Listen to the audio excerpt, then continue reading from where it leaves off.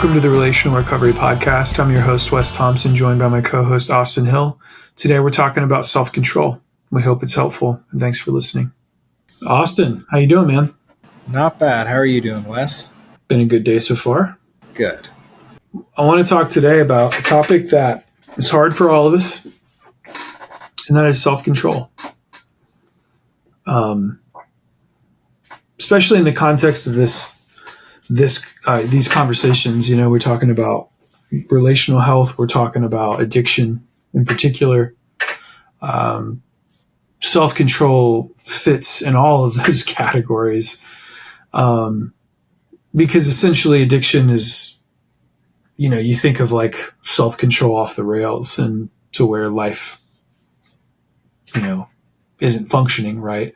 But even aside from addiction, self-control is something that all of us struggle with to some degree. If everyone was good at self-control, nobody would be overweight. You know, if we were all good at self-control, people, wouldn't, get in fights in traffic, so on and so forth. So I don't know. I think it'd be interesting just to talk around this conversation. Obviously, to think about it through how to be relationally healthy, to think about it through the lens of addiction, to see maybe from our perspective through like what it means to be a faithful Christian, and try to like, what does the Bible say about self-control? But just in general, when you think of self-control, kind of like what comes to mind? What comes to mind for you? I think something that we talk about a lot, Wes, is we focus a lot on identifying like what are the things that are within our control. And that's actually not very much. And I think a lot of the frustration and anger and, lack of purpose that we feel is we try to control things that aren't within our control. And that's just exhausting. Like other people, we can't control them. So we do talk a lot about identifying what is in our control, and that's ourselves. And it's one of the fruits of the Spirit. I mean, it's one of those things that marks us as followers of Christ, as someone who is good at being self-controlled. And I think about it daily. It's one of the most important things, I think, to a healthy life is for me, it's definitely like, if there was attributes that identify a healthy person or someone who is making a consistent effort, self-control is one of those top 5 for me. And so being able to identify what is in your control, you are one of those. And that requires like that entire exercise, that mental exercise of doing that again and again and again. Every time you get into conflict, like what is in my control in this? Am I getting upset about something? What is exciting about this? Like, it's not all about, I think we kind of get this idea of self-control of just like holding on and controlling the negative also, but it's also like, because we're like, I can't control when someone is upset at me or like how they respond when they're angry about something, if they treat me poorly. That's one side of it, but it's just as true. And I think it helps build gratitude, because we realize because we can't control very much. Some of the best things in our lives have nothing to do with us and our efforts. And it allows us to be like, man, it really makes the idea of a gift really stand out. Like I was not in control. Like one of the best things in my life is the relationship I have with my wife. And I had no control. We met in high school. I had nothing to do with the choices of the school I went to. My parents chose where we lived, and I just so happened to meet her there. Like that's a gift I had nothing to do with. I had no control over that, over how, like when we met. So self-control just goes into so many different places. And I think we look at it as this like really difficult, like almost trying thing that's going to wear on you if you work at it. But it's like foundational to how I walk through life, is knowing the things I can and can't control. Yeah. I think it's interesting that you went there. I wasn't anticipating that, but I know I stole this belief from one of my mentors, but he says, most of the pain and suffering we experience in this life is due to us trying to control things and people that we can't control. And I just find it really interesting how often we focus on, I'll just make it personal, how much I focus on things I can't control, when in reality, I'm neglecting the very thing I can, which is myself. And then how hard it can be to then even display self-control. And we see this at the refuge a lot, where guys will fixate on what someone else is doing or their future, that honestly, a lot of times life is like, you do the best you can in the moment, you make plans, but ultimately you can't predict the future. So we fixate on what will happen, and fixating on the future can often produce anxiety.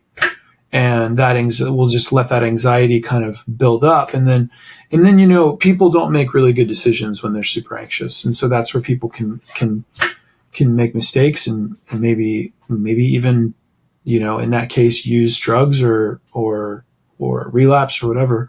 So it's like, can we focus more on ourself, controlling ourself, controlling our own bodies. And I think what comes to mind there is like, one thing that I've tried to do a lot recently, it even happened today, is like when I sense that I'm maybe my brain space, my thoughts, and possibly is heading in a direction that could lead to action, in a direction I don't want to go.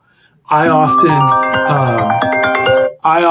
will ask myself, like, what do I believe about that thing? Like, what do I believe about whatever it might be?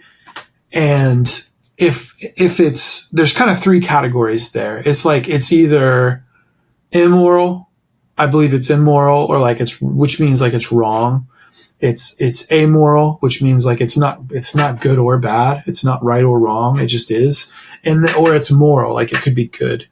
And I whenever I have an impulse, it's like I need to think of like, what do I believe about this thing? And ultimately, the goal is that we align our beliefs with our behaviors. And so, like, if I end up doing something that I say I don't believe in, or do something that I say is wrong, well, that is what, a lot of times in like Christian circle, like that we'd call that like hypocrisy, right? Or we'd call that being two-faced or whatever. And all of us deal with hypocrisy to some degree, but the reality is I have to wrestle with, like, what do I actually believe about a given situation? And if I believe it's good, then I need to align my behaviors to it. So, like, for example, if I believe that, like, it's going to be good for me to be in better shape, well, then I'm going to have to do, like, it would be incongruent. It would be hypocritical then to say, like, I believe it's good to be in good shape, but I'm never going to exercise. And like, that would be incongruent. So I either have to change my belief, or I have to change my behavior. Or on the opposite side, in a negative, if I think like it's not healthy for me to eat like a whole package of donuts every day, as much as that would be delightful, well, I've got to align my belief to that. So if I'm overeating or whatever, I mean, I'm giving these kind of trivial examples. I mean, they're not super trivial, but I want to just introduce the category to anyone listening that, like, I think that self-control starts with belief. It's like, what do I believe about a given thing? And then the goal is that I need to align my behaviors to that belief. And I think a lot of us struggle with self-control because, one, we haven't articulated our beliefs. Maybe it's an inherited belief. Maybe just somebody told you what to do or not do. And so you're just trying to fall in line. But like, to really wrestle with my own worldview around a given thing. And then, cause I remember probably a year or two ago, I kept saying I wanted to do something that I wasn't doing. And my mentor was like, well, you obviously don't believe that. Like, you say you do, but you obviously don't. And I'm like, well, what do you mean? Of course I do. Well, you're not doing it. And people's behaviors mimic what mimic some belief, some worldview. And like, that was like almost kind of eye opening to be called out like that. Like, I actually appreciated it because I was like, I think he's right. I think he's right. So like, if you find yourself saying things, but then your behaviors don't match up, then you're full of crap, essentially. Like, to be nicer, like, you don't really believe that thing because our behaviors line up with our beliefs. And we feel that tension and like frustration and like self-loathing or shame or guilt or fear when we don't line up, when our behaviors don't line up with our deeply held beliefs.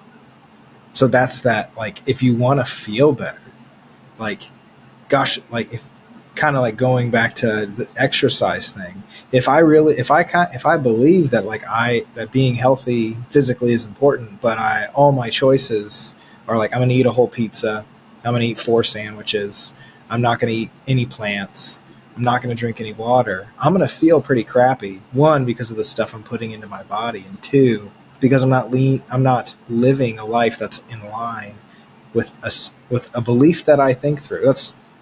That's why, like, when guys often, one of my favorite experiences that I like going back to, for a guy, he was a new Christian, he was in the refuge, went home on a home pass. He didn't use or do anything like that. It's just like how he responded or dealt with a relationship with someone from his past. He came back and he's just like, man, I just got this really weird feeling like in my chest because I know I didn't do that right. I wish I could have done it better. And I was like, oh, that's just conviction, because your behaviors didn't line up with this belief that you have in loving your neighbor as yourself, which comes with being a Christian. You're feeling conviction from the Holy Spirit. And he's like, what? That sucks. This is horrible. I didn't know that I'd feel like crap all the time. It's like, no, it's a good thing, because it's like a flag. It's like a red flag that God gave you to say like, hey, remember, we as Christians, we believe in loving our neighbors as ourselves. And when our behaviors don't line up with that, we're going to feel something. That doesn't mean that like, oh, I'm a piece of crap now. It's a reminder that I'm improving, a reminder that there's space for me to grow. And that's the beauty of being a follower of Christ, is our mistakes don't define who we are. It just kind of highlights where we can grow. And with self-control, there's a lot of like, when it comes to that, if you can't master yourself, you will never feel free. So you can try to get freedom with money, with your job, with women, with the things you own, with the house place you live. You're never going to feel freedom with that if you don't master yourself. You have to be the biggest influence on yourself, and that's what self-control is. So it's not just about not being angry when something bad happens to you. Which I can remember, like, and to me, when I would think about self-control, I would always think of like someone who you could, like, everyone knows what it looks like when someone's like really ticked off, but they're just like kind of like they're white knuckling it and their face is turning red. Like, I'm just practicing self-control. It's like, well, obviously your emotions are in control of you. So you're really not practicing self-control. And then they blow up. Like, everyone knows that, like, I'm that person sometimes where I just like lose it. And it's not pretty, but that's when I am not self-controlled. It's when I have chosen to let an emotion take charge. That's like, that was a choice I made. And that's kind of, that's like what your mentor was pointing out, is if like the hypocrisy, or what I'd say is the conviction to do something better, when my stated belief is I want to be healthy, but I still eat 4 sandwiches at dinner, I'm going to feel something. But I'm choosing to eat those 4 sandwiches. So I am choosing. It's one of those, like, we get to choose the pain we get to deal with. And if we're being self-controlled, it's like, I may want to eat those 4 sandwiches, because sandwiches, I think, are the best thing. I think they're the best food in the world, are sandwiches. Tacos is in that family. So if someone comes after me about not liking tacos, sandwiches are the best. So if I'm choosing to do something unhealthy, I'm going to deal with the pain of being unhealthy in my future, shortening my life. Or I could deal with the pain, quote unquote pain, of really wanting that sandwich or another taco, but knowing that the long-term benefit is going to be there. So it's difficult both ways, but which difficult do we want to deal with? Yeah, that's really good. That's really good. And I think, I mean, it's hard, right? It's hard. It's so easy to focus on everything outside of us, but when in reality, I like what you said about like to be free. To be free is to really just to start with ourselves. For some reason, though, we gravitate towards everything outside of ourselves. I think we try to accumulate things, we try to accumulate money, we try to accumulate relationships, we try to accumulate experiences. For some, maybe it's like sexual partners, or for some, maybe it's partying, or like we try to accumulate these experiences and these things. And when in reality, like I'll never forget, like I tried to go on a silent retreat like 10 years ago, and like it did not go well. I just wanted to go for 2 days.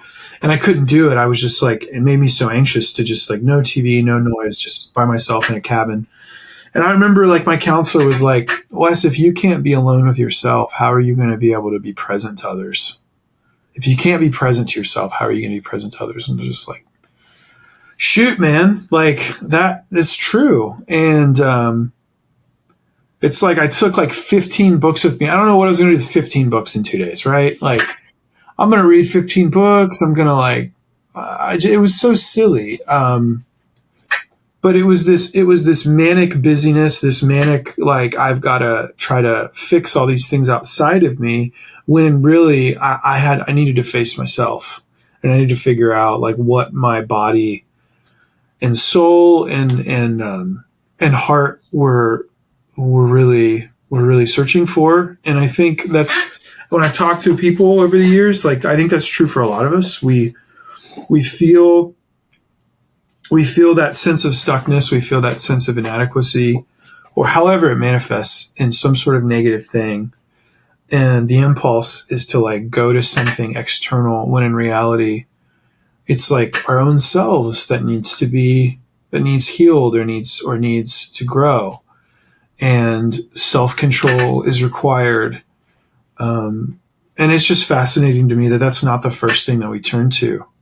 And maybe evil like traffics there, like it distracts us towards other things, because the answer is to like grow. Like it's how this shows up at the refuge, especially early on. If you're a guy that's like, I hear this, like we've heard this so much over the years, right? Where somebody's like, they had a really good day or a good week, and they're like, all right, I got to go home now because my family needs me. And I get that. Like, I want to be sympathetic to some degree, but like at the same time, it's like, dude, the question I'll often ask is like, well, where have you been the last few years with your family?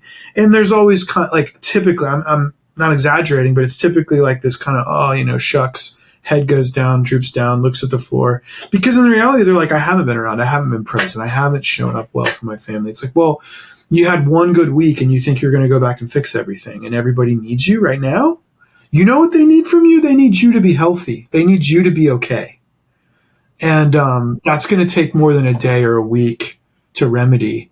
Because the sobering reality, right? Like you and I, we've been talking with our staff and our team, and we've learned a lot about this stuff over the years. But it's like it takes just our brain to rewire.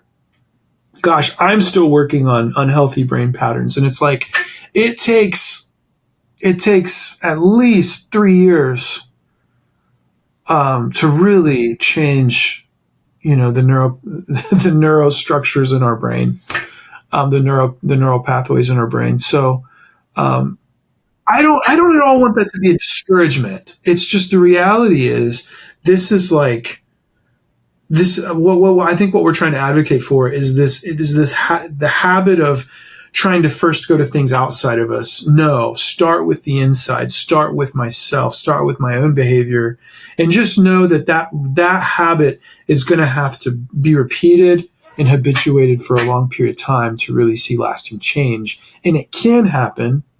And we've seen it time and time again, but it's that like, I need to look in the mirror first. That's a good place to start for self-control.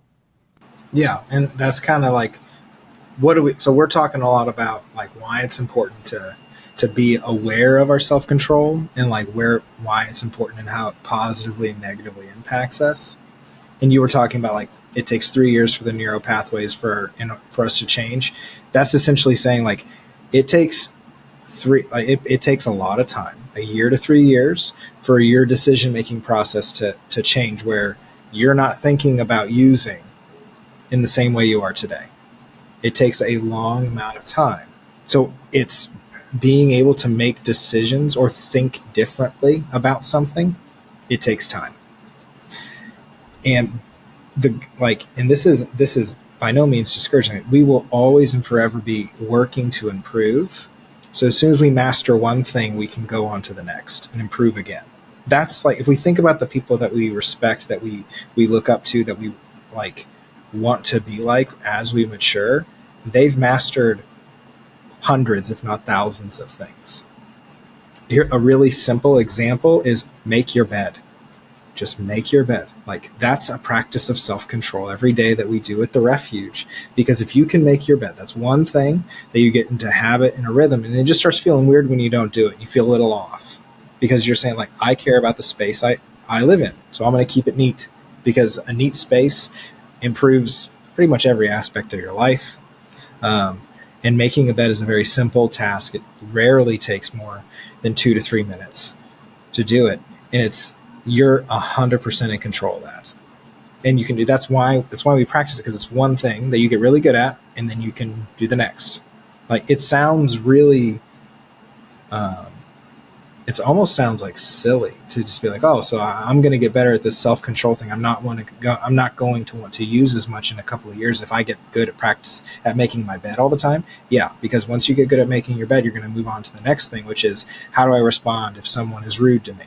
How do I respond if my family rejects me? Because you can't control what your family does. You can't control other people's emotions. But if I can practice, just like any other muscle, this emotional wherewithal and strength to be able to take something on that's thrown at you that you didn't know was going to happen, and have a healthy response, or like know that, like, they're not mad at me, they're mad about something else. This isn't a judgment of my character. They had a bad day. They can't treat me poorly, and they shouldn't, but I'm going to respond slowly, with respect and kindness. And that's a much better way than just, saying, like, forget all this, flipping everybody off and then walking out. Like, those are all within your control, and it's slowly building it. So it's what other things are you thinking of that, like, can build somebody's self-control? Small things. I mean, I think that's a good one. I think just anything, like, I think we do the bed. If I remember right, it's been so many years, but I think the bed, we started with that at the refuge, because it's like your domain when you come here. Like, all you have, like, that's your one space, right? So I think maybe for different people listening, whatever in your context is, if there's things that are within your control, start with that first. So maybe it's your car. Maybe it's like your email, like one thing I did a few years ago was really get serious about cleaning up and organizing my email, because a lot of people communicate to me via email, and my email was a cluster. So it's like, well, I can clean and organize that. Like that shows some self-control. Like, if I want to get back to people better, and I want to treat them fairly, and I want to, like, kindness is like in my role sometimes just getting back to people in a timely manner. So, well, okay, I can control that. So just anything that's within your control, start small. Like, just like, that's why I think I like your example of the bed. It's like, start with something easy, start with something you can actually do. Because often when people go, like, man, I've got a family member who they'll call me up and be in a manic, like, anxiety, depression. And I'm not kidding. And it's all over, like, the state of the world. And I'm like, I mean, I just try to listen and be there for him. But, like, at the end of the day, what are you going to do to change the world? I mean, so I think what we're trying to advocate for right now is, like, just change your own space, change your domain that you can control, focus there, because we keep suffering on ourselves when we get so out of sorts over things that we can do nothing about. That right there is not an example. I think when people hear that, it's like, oh, just focus on yourself. It's not about being self-centered. It's about being self-controlled. Because if we're self-controlled, that means we can be a steady presence for those who are not, and help model and practice this for other people, which is how other people change. Because it's actually self-centered to try to control others. Yes, it is. It is. Yeah. So if you want to be, man, if you want to be respected, if you want to grow in like self-respect, you need to be self-controlled, because you can't, like, people aren't like, I think this, like, even then I just caught myself. It's like, oh, to grow, to get other people's respect, I have to be self-controlled. Like, I can't, there's no way to measure that. Yeah, you can't control what other people think about you. No. So it's not selfish to want to be healthy, because healthy people are the ones, like, that's how we help other people. It's really hard. Like we all know people who want to help all the time, and that's great, but they're just exhausted all the time because they're burnt out. They've given, they give, and they don't.